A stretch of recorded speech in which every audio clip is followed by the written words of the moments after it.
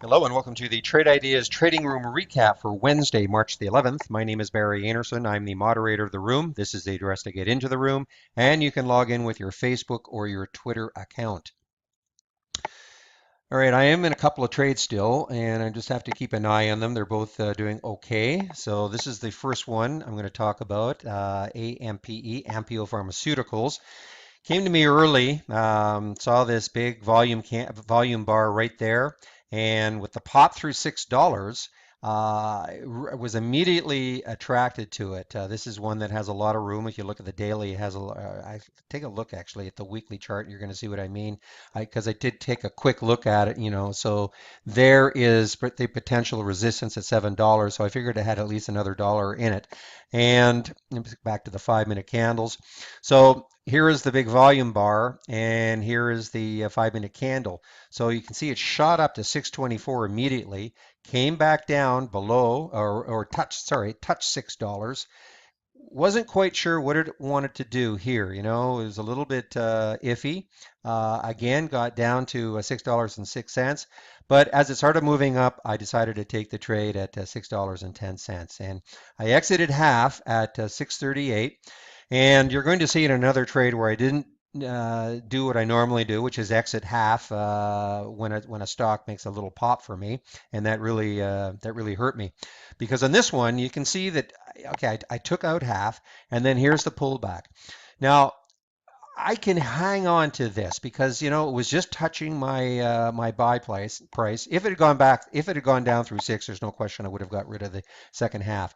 But because I've already locked in some profit, I don't mind kind of withstanding this pullback and seeing if that's all it is, a pullback and it's ready to resume. And you can see that that's exactly what happened. I had to, this little candle here gave us some pause, but it happened so quickly and it recovered that it didn't really matter. So it has kind of gyrated around a little bit, but it's 663 right now. So I'm still in from $6.10. It's a bio stock, so it's one of these ones where I just thought I should hold on to. I'm going to show you the one that I didn't do that on. That was the second one, SZYM or SZYM, I guess for you Americans. And this came from my strong stocks. It's still on here, but it was at the top at one point. And so I watched it and I saw it go through $3, and I decided to take the trade right here at $3. And excuse me, and you see here on this candle, it got all the way up to $3.30. Now, what I should have done right there is taken out half. I mean, on a $3, I'm in at 310 or 312 on a $3 stock to make 28 cents. I'm not sure what the bid was, but even if it was like 25 cents, that's good percentage return. I should have taken out half, but I didn't, and then I watched it come down. And because of that, I exited the trade at $3.16 because, I didn't want to see it fall down through my buy and then crash through $3. The one thing it's really, I think it's tougher for any trader, but when you see you've got a nice profit and then it all disappears and then you start losing money, it's really tough to take. So, I said to myself, well, I better take some profit out right now because it would kill me if it went down through $3. But really, what I should have done is taken some out here, and then I could have held on through this pullback, just like I did with the AMPE. I held, it's virtually identical in that it pulled right back down to my buy, and then it resumed. I mean, it consolidated for a long time here, but it's at 339 right now, and I would still be in the trade if I had taken out some right there. So I don't really know why I didn't, to be honest with you, because I would say that 99 out of 100 trades I'm out when it gives me a pop like that. Out half anyway, just to lock in that profit. But anyway, didn't happen. But just it's what I do. I'm not saying everybody should do it, but certainly for my psyche. I've got to take some profit when it's there. I can't, I just cannot let a stock get me into a negative position when I've been up pretty well in it. The next one was a real frustrating one, and that was Vera Bradley. This is all very congested. This one was really beat up on an earnings play. It's still down $3. On a $15 stock, that's a lot, big percentage. And I tried several times to get into this, and I lost both times. I think I can't it's hard to see right here, but the first time was at 1523 and I exited at 1513. And the next time was I think right here at 1528 and I exited at 1515. And it hasn't really crashed down through 15, but it's really done nothing. And I have to watch it tomorrow because it's got a big gap to fill, or for the not just tomorrow, but maybe for the next little while. Excuse me, because it does have a big gap to fill. But it's one of those that it was just frustrating. I actually haven't found any of the big potential reversals in the last 2 days. None of them have really worked.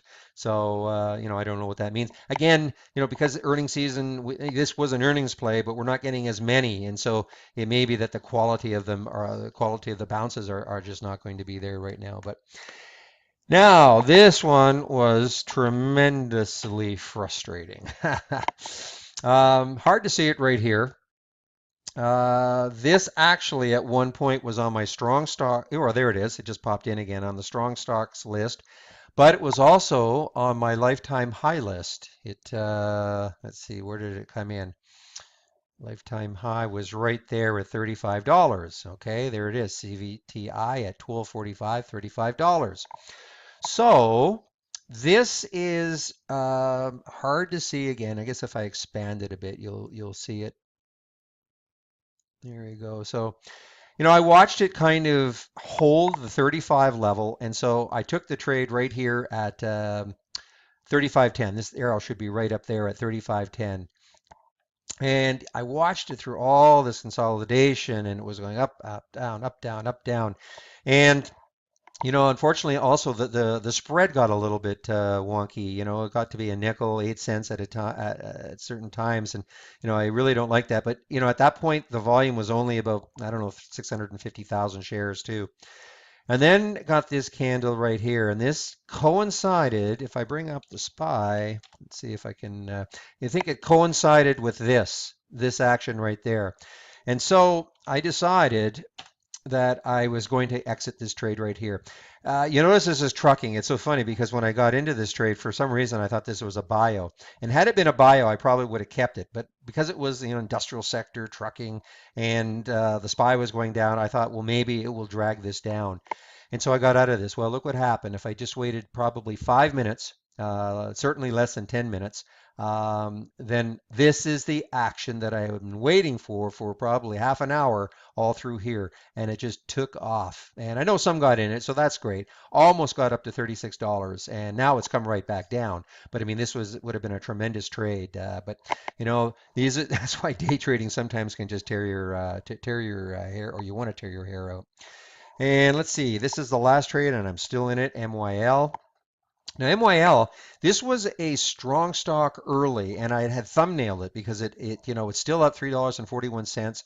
But early on, let's see, what had it done? See how it was just really ramping up, a little consolidation. I did not get in here. Probably a pretty good entry here. So it got as high as 35.93, almost up to 59.93, almost up to $60.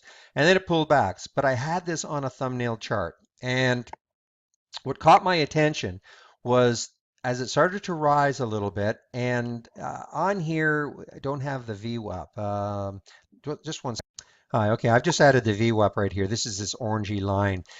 And so it kind of caught my attention that it was trying to go through it. And I thought, well, if it can get through it, then, I wanted to take this trade, even though this was a bit of a chase. But luckily, I didn't take it right there. And then the next candle, it came almost right down, almost took out this can, or almost got down to the low of this candle. But it did hold, what is it? It did hold 58. And then the next candle, it popped back up. So I thought, okay, maybe this is the little pullback. And I decided to be a little bit aggressive, take the trade right here at 58.26. I apologize in the room because I had said I was telling people to watch this little pullback for MY. Forgot to say MY, I forgot to type it MYL. And so I took the trade right here, and then boy, the next candle, 5-minute candle, it just zoomed up. Got rid of half at 58.72 right here, and it's still at 58.74, so I'm still in the trade. And who knows? Maybe it'll get back up to challenge that 60 level. There's still about an hour left in the market, but I do apologize for typing in the symbol incorrectly. But I like this little pattern though. Right around the VWAP and with a little, the one candle pullback and then the next one immediately up. Interesting patterns to take a look at. The stop wasn't going to be too bad. I mean, 26 cents, maybe, 58.08. So a little less than 20 cents on a $58 stock, not too bad at all. So, and on a strong stock.